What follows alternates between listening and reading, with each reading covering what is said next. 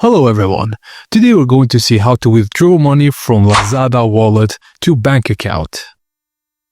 First thing first, open the Lazada app and go to the website if you are on your computer.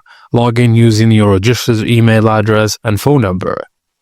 Once logged in, go to your account, then Lazada Wallet. If you haven't activated your wallet yet, you'll need to activate it before any withdrawal can be made.